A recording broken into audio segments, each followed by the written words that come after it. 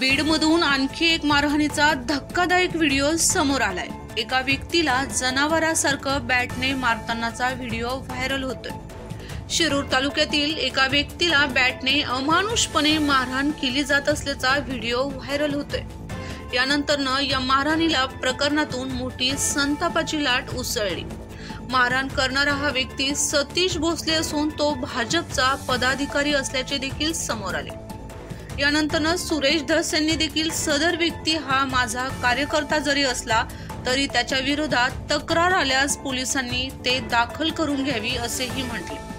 रात्री उशिरा या प्रकरणात शिरूर पोलीस ठाण्यात पोलीस उपनिरीक्षक धनंजय कुलकर्णी यांच्या फिर्यादीवरून गुन्हा दाखल करण्यात आला असून आता या आरोपीचा पोलीस शोध घेत आहेत।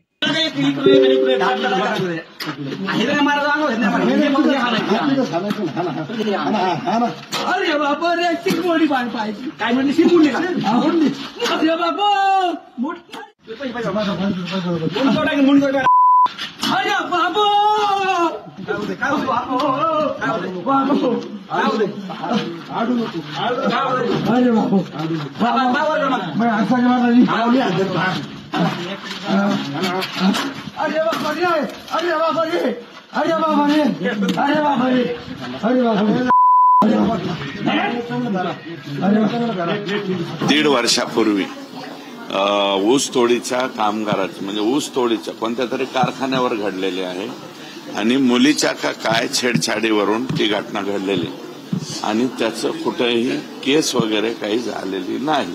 तर मी एवढं स्पष्टपणे जरी माझा कार्यकर्ता असला तरी माझ्या तिथल्या पोलीस स्टेशनला सांगून ठेवलंय की जर त्याच्या बाबतीत संबंधित कार्यकर्त्याच्या वरती काही कंप्लेंट आली तर तुम्ही ती घेऊन टाका आणि त्याच्यावर कायदेशीर कारवाई करा।